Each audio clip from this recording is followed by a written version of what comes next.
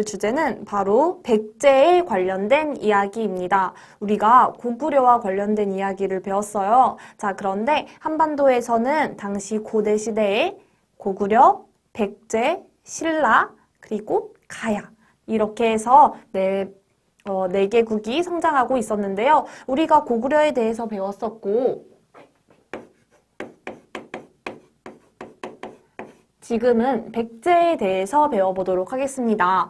선생님이랑 고구려에 대해서 먼저 배웠었지만 사실 고구려, 백제, 신라 중에 가장 먼저 전성기를 맞이한 국가, 그러니까 한강을 차지하면서 가장 먼저 힘이 강력해졌던 나라는 사실 백제였어요. 백제가 이렇게 가장 먼저 강력해질 수 있었던 이유는요, 위치를 아주 잘 잡아서입니다. 백제가 성장했던 지역은 바로 한강 주변이었거든요. 자, 그랬기 때문에 이 백제는 위치 선정을 아주 잘해서 한강 유역에서 가장 빠르게 성장했습니다. 그래서 고구려 때보다도 더 빠른 전성기를 맞이하게 되는데요. 그 전성기를 가지고 왔던 왕이 바로 금초고왕입니다.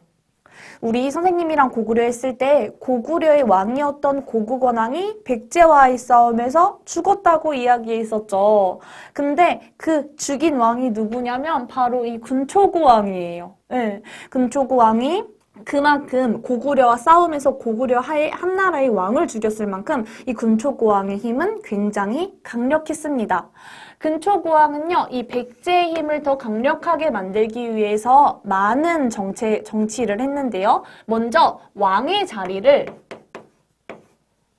아빠가 아들한테 물려주는 부자 상속을 합니다. 그전에는 왕의 자리를 아빠가 아들에게 물려주기보다는 동생, 형제에게 물려줬는데요. 이제는 아빠가 아들한테 직접 물려주는 부자 상속을 하게 됩니다. 자, 그리고 고구려와의 싸움에서 승리했죠. 그래서 고구려를 이렇게 공격하기도 했었고요. 자, 그리고 힘이 뛰어나니까 이 백제는 중국과도 일본과도 굉장히 많이 교류를 합니다. 이것저것 물건을 많이 주고받아요. 그러니까 중국이나 일본에서 어떤 발달된 문화를 들여오기도 하고 우리 백제가 발달된 문화를 전파하기도 하고 이런 많은 교류가 발생됩니다. 심지어 이 일본과의 교류가 얼마나 활발했냐면요. 이거를 알 수 있는 유물이 나와요. 그 유물의 이름이 바로 칠지도입니다. 이 칠지도라고 하는 건 우리 스토리북 14쪽에서도 아주 잘 나와 있는데요. 이 칠지도라는 건 7개의 가지가 달린 칼이에요. 이 7개의 가지가 달린 칼은요, 금초고왕 때 백제가 일본한테 선물했던 칼이에요. 자, 그런 거를 통해서 이때 백제와 일본이 정말 많은 교류를 하고 있었구나를 우리가 알 수 있겠죠. 그런데 선생님이 금초고왕이었어도 진짜 뿌듯했을 것 같아요. 막 전성기를 맞이하고 고구려도 공격했는데 성공하고 다른 나라와의 교류도 활발하게 하니까요. 그래서 이거를 글로 남기고 싶었겠죠. 그래서 고국천왕은요, 백제의 역사서를 만들라고 고흥에게 야, 우리 이렇게 뛰어난 백제의 역사서를 하나 만들어봐. 이렇게 시키거든요. 그런데 그 역사서의 이름이 바로 서기입니다. 서기라는 역사책을 만들도록 지시하기도 합니다. 그런데 여러분들, 이렇게 높은 자리에 있으면 언젠가는 이렇게 한 번씩 이렇게 내려오게 돼 있나 봐요. 이렇게 승승장구하던 백제가 내리막길을 맞이하게 됩니다. 왜? 고구려에서 광개토대왕 장수왕이 나오면서 특히 장수왕의 수도를 평양으로 옮겨버리면서 원래 백제가 갖고 있었던 이 한강을 빼앗아 버리죠.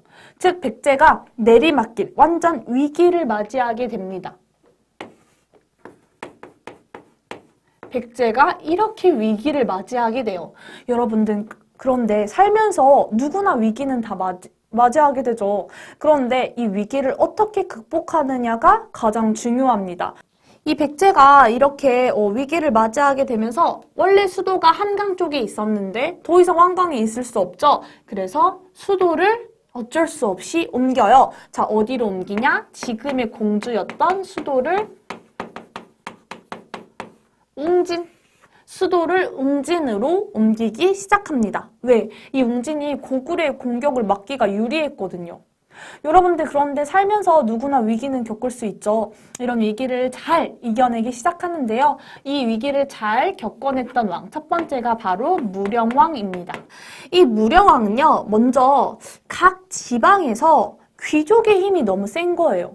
지금 나라가 왕을 중심으로 해서 똘똘 뭉쳐야 하는데 각 지방에서 귀족들이 너무 힘이 세고 있으니까 이 귀족들을 이렇게 쭉 눌러줄 필요가 있었던 거예요. 자, 그래서 어떻게 했냐면 무령왕은 각 지방의 중요한 지역 22곳에 담로를 설치합니다.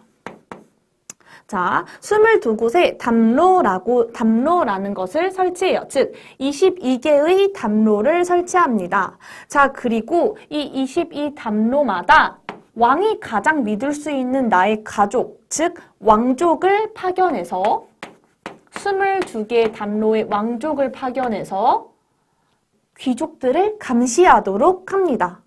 그러니까 마치 왕이 가장 중요한 22개의 지역에다가 CCTV를 설치하는 것과 비슷해요. 그래서 무령왕은 자신이 잘 믿을 수 있는 왕족을 22담로의 관리자로 보내서 각 지방을 다스리면서 귀족을 감시하도록 했습니다. 그러니까 지방 귀족의 힘은 약해지고 이 왕의 힘이 굉장히 강해질 수 있겠죠.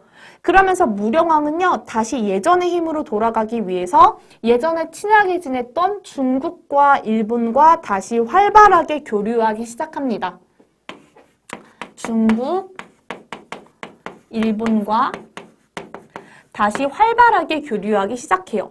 이것을 잘 알 수 있는 증거가 이 무령왕의 무덤인 무령왕릉입니다.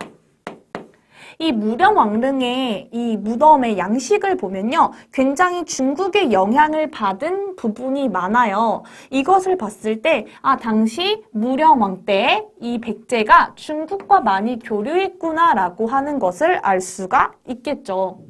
이렇게 위기를 차근차근 극복해 나간 덕분에 결국 성왕 때에 이르러서는 백제가 위기를 아주 잘 극복합니다. 이 성왕은요, 이 웅진에서 다시 한번 수도를 옮기게 되는데요. 어디로 옮기냐면 개방적인 사비, 즉 부여로 수도를 한 번 더 옮깁니다. 그리고 우리도 사실 부여를 계승한 국가이고 우리도 진짜 고구려에 질만한 나라가 아니야. 우리도 굉장히 강해를 보여주기 위해서 백제의 이름을 일시적으로 바꾸는데요. 남쪽에 있는 부여라는 의미로 백제의 이름을 남부여라고 바꿉니다. 그리고 나서 고구려한테 빼앗겼던 한강 유역을 다시 되찾고 싶은데 아직 백제의 혼자 힘으로는 부족하니까 누구랑 힘을 합치냐면 바로 신라와 연합을 해요. 신라와 연합을 해서 다시 한강을 사이좋게 나눠 가집니다. 그래서 이 성왕은 한강 하류를 사이좋게 나눠 가지게 됩니다. 성왕은 신라와 연합해서 한강 하류를 사이좋게 나눠 가집니다.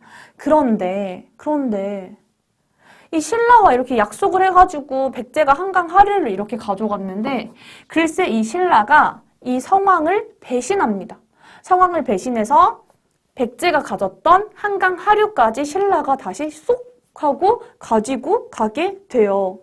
자, 그래서 이거 안 되겠다 해서 성왕이 이 배신자를 처단하려고 이 신라와 싸우게 되는데 오히려 이 신라와의 싸움에서 이 성왕이 죽고 말아요.